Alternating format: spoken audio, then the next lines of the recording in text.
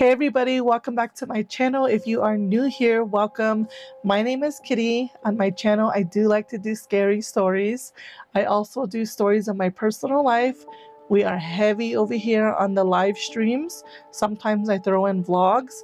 Sometimes I throw in makeup related videos, and sometimes I throw in thrift hauls.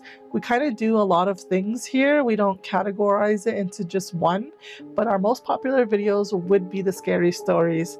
If you are interested in sharing your personal story or a story of someone you love, or maybe they need help with narrating their story or typing it out, send us your story. The way it works is you guys will type up your story and email it to me, WhatWouldKittyDo12@gmail.com, and I narrate them. The way that I pick them out is I read them as they come in.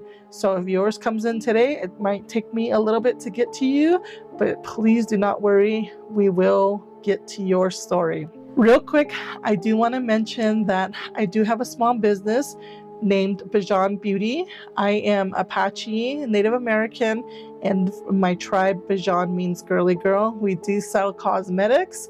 I also bead earrings, and I make like ribbon skirts, Masani skirts, Apache camp dress skirts. So if you're looking for one of those items, look no further.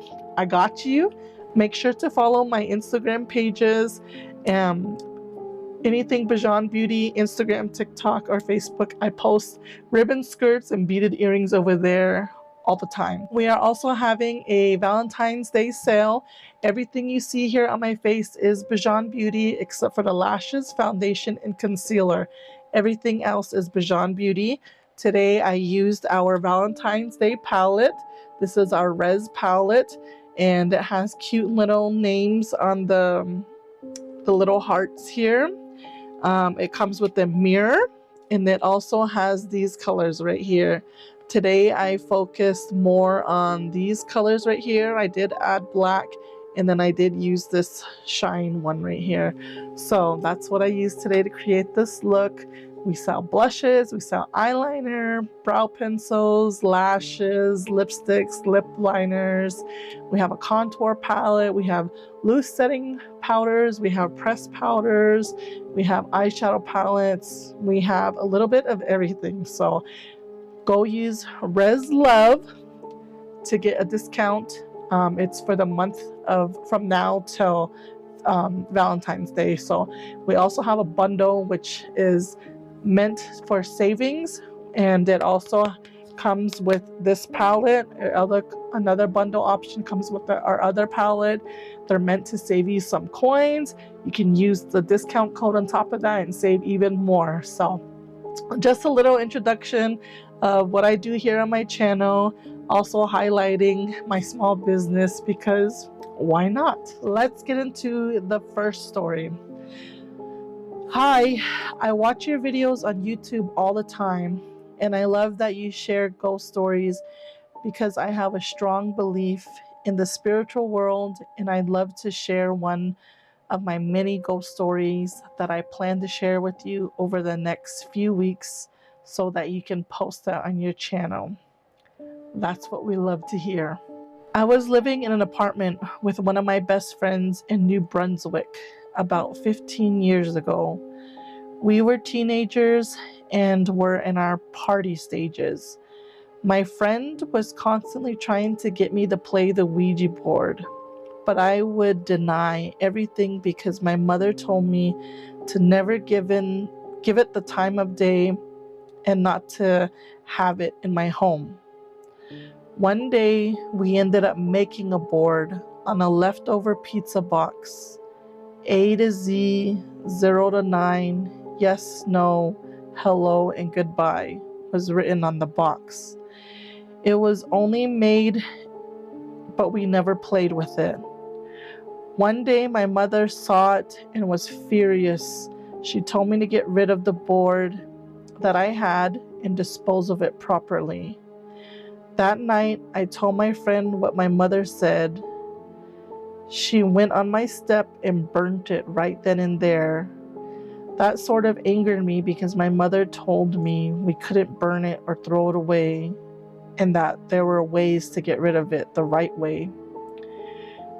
We had a few friends over to smoke some. You know what? When we decided to go visit a friend who lived just a few blocks down the road, we all agreed and proceeded to head on over on foot. While visiting, we began to tell ghost stories and got into it. I suddenly had the urge to bring my phone and snap pictures at a fast motion in hopes to catch something paranormal somewhere in the photos. I lucked out, or so I thought. I had a picture in the bottom of one of the pictures in the right corner looked like a skinny, bony man with a long beard. He looked gray and black. His hair was long. He was so skinny, he looked like a skeleton. He had dark eyes with deep, dark holes in his eye sockets. He was wearing a long black coat and was pointing. I swear you could see his bony fingers and the cloak hanging off his arm. As he pointed to what looked exactly like flames coming out of the picture window, I zoomed in and showed everyone in the room. My friend who we were visiting told me you shouldn't go looking for something you don't want being found. My roommate insisted that we go home. I convinced her to stay a little while longer. When it was finally time to go and walk home, we saw volunteer firefighters on their way to the fire station. I told my friends, "Oh, someone's house is burning." Shortly after, the fire truck was passing by and headed down our street. All of us lived on the same street, by the way.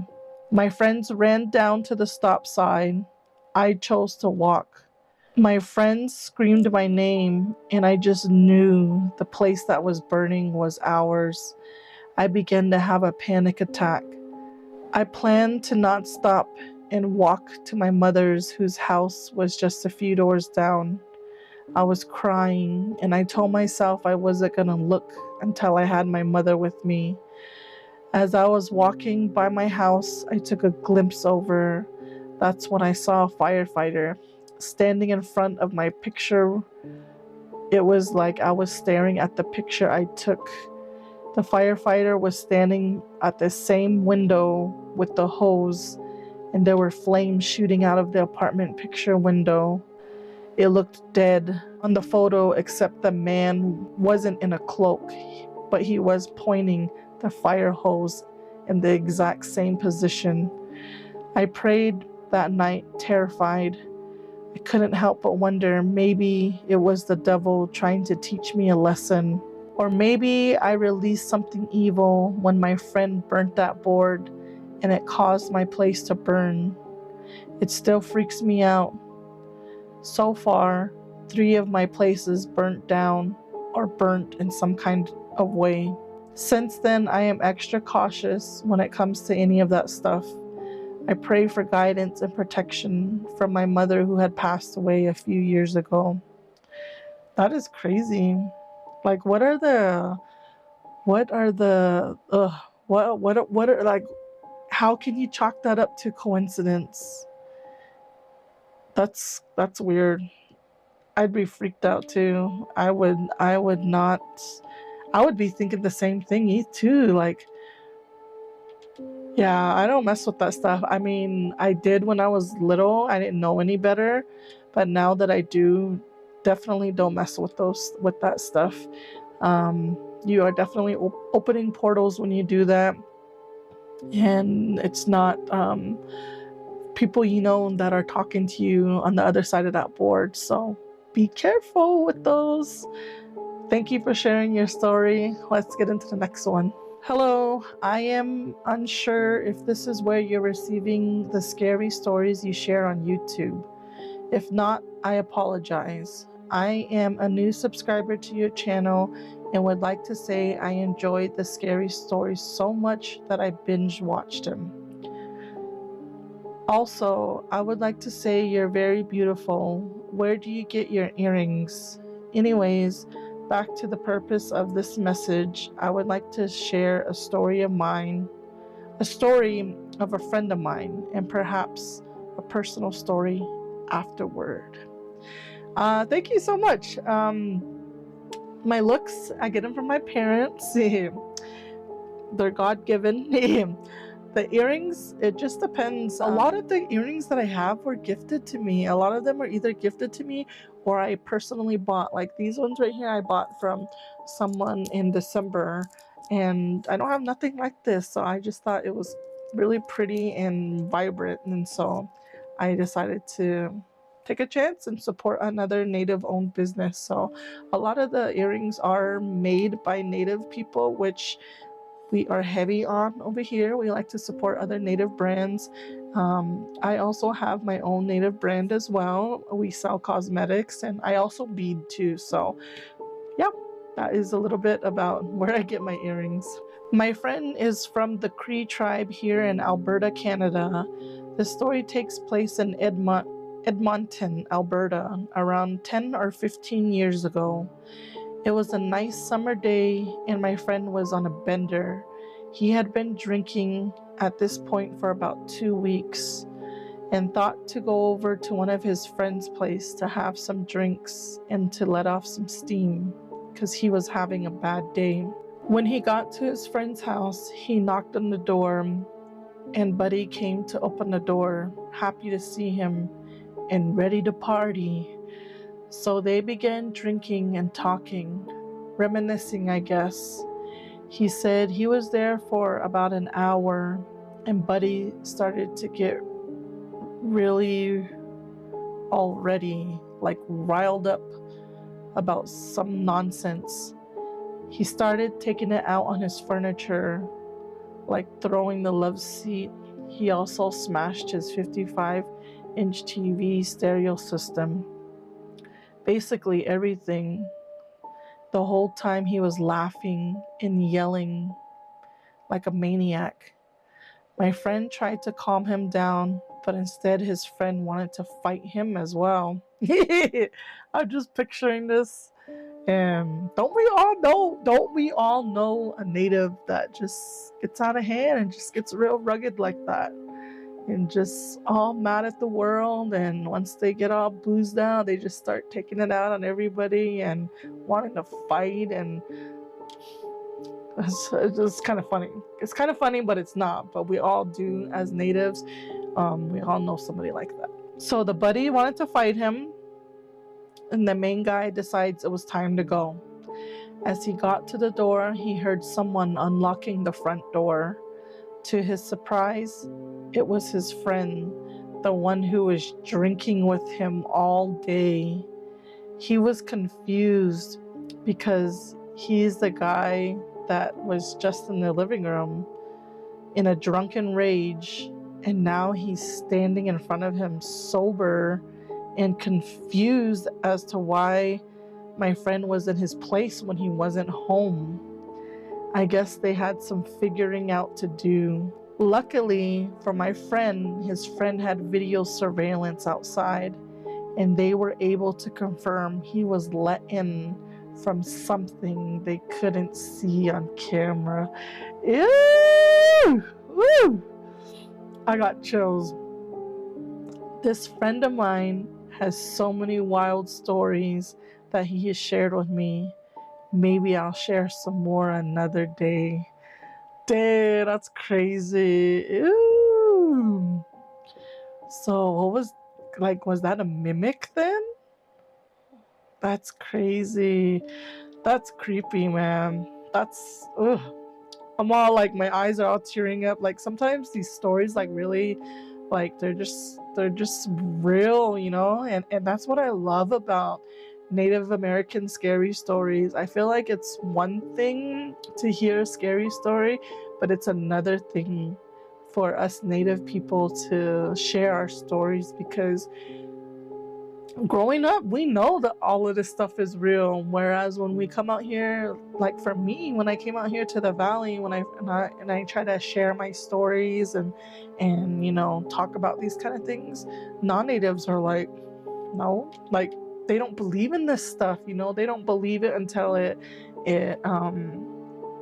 until they see it, you know, or something happens. But for the most part, like, I feel like us natives are just naturally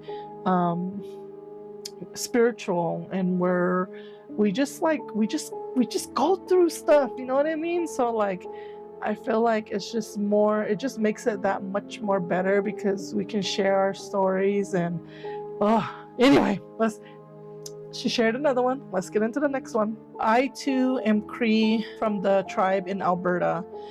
This story takes place around 20 years ago in a reserve I grew up called Goodfish Lake.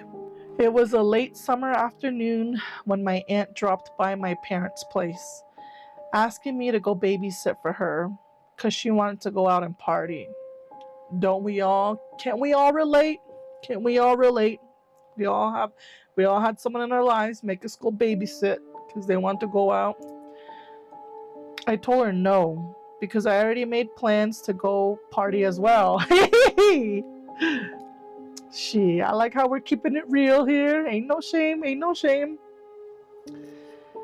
She inquired who I was going with before she suggested we just go over to her house and have some drinks there with her instead. She was a very bored single mom of 4 young boys, LOL, and not that much older than myself.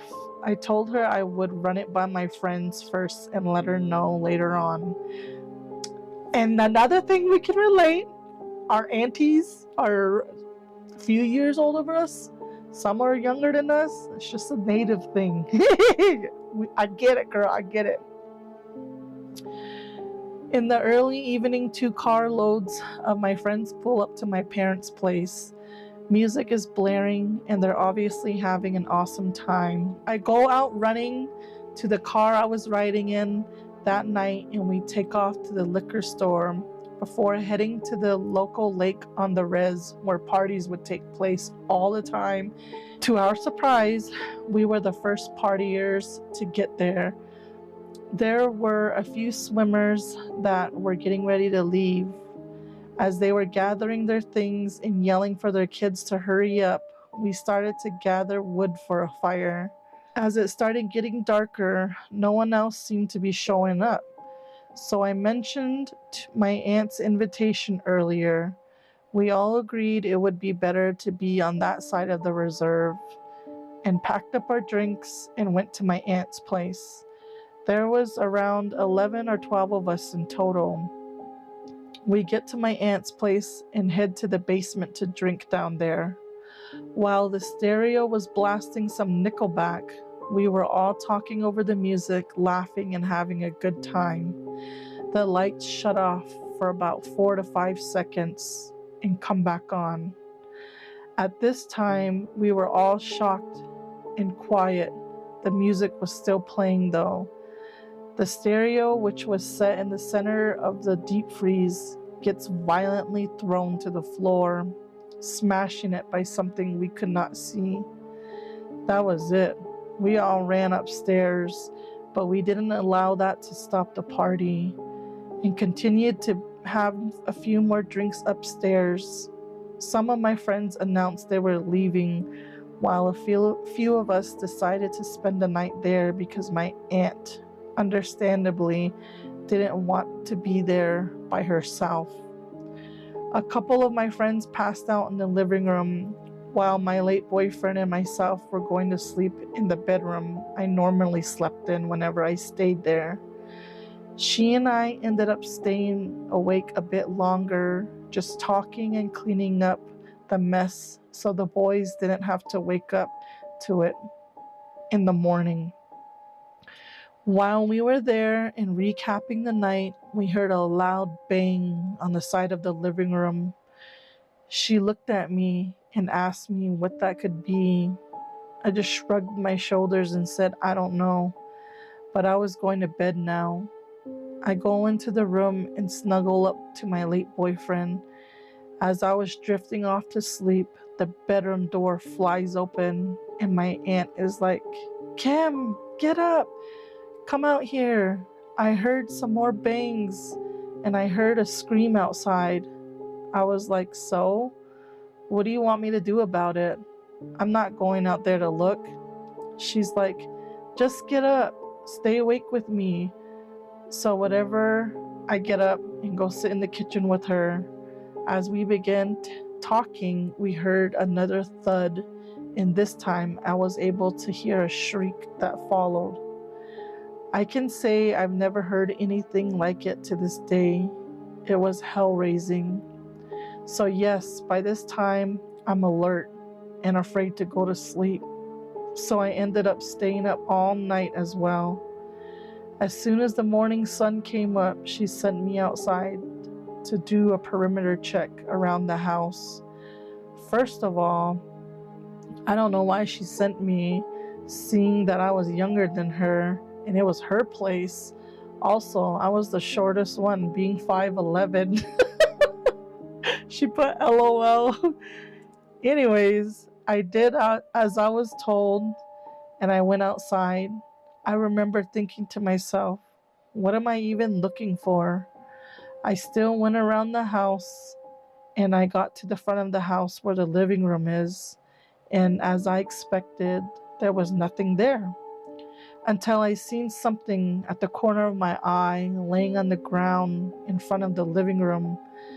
At first glance, it appeared to be a bone. Perhaps one of the dogs brought it from the bush. But when I stepped a little closer to get a better look, I froze and was so scared because I was unsure of what I was staring at. It looked like a human hand torn off from the wrist, but the only difference was the palm was hairy and the nails were long and dirty. I screamed from my aunt. I finally found my voice and she came running to investigate. Once she got a look, she screamed and grabbed my arm while pulling me inside. When we got inside, she's like, what do we do? Once again, I have no idea why she's asking me. I just told her I'm calling my dad, which is her brother, and she agreed. Seeing he was a hunter, he should know what it was. Around 6 or 7 when I called, my dad answers the phone and I'm talking to him, telling him there's a hand outside Sam's. Come get me. He's like, what the? A hand? So of course they came up within minutes because they wanted to know what I was talking about. He was just as clueless as we were, so we called the RCMP, who were equally as clueless, but they took it in for testing because it looked human. However, they told us the tests were inconclusive, so I guess we will never know. Thanks for reading, and I look forward to sharing more stories. Dude, that's creepy. Ooh. Man, and she said this happened like 20 years ago? That's crazy.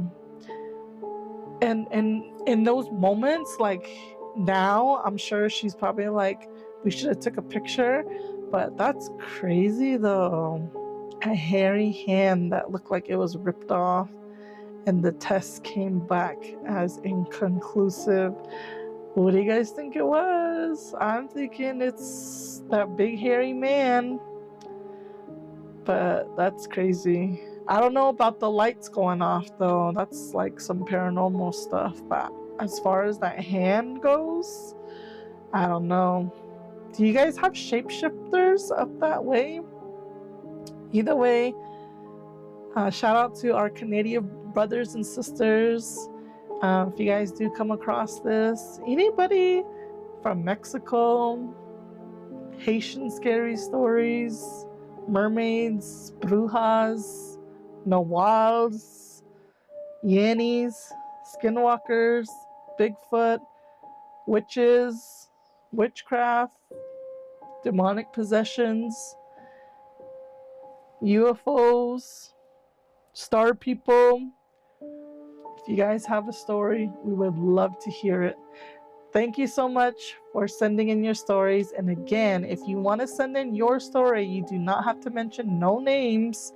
All we want to know is where it happened at. If your grandma or somebody who is not, not able to type, but does want to share a story, type it out for them. It gives you time to spend time with your loved ones as well and talk about something scary, but also hearing it firsthand from, an elder or a loved one, and, just being kind enough to type it out for them with their permission, of course, and send it in. Email it to whatwouldkittydo12@gmail.com, and I will get to it as soon as I can. Thank you guys for watching until the very end. Make sure to give this video a big thumbs up, and don't forget to subscribe to my channel. We'll see you in the next one. Bye!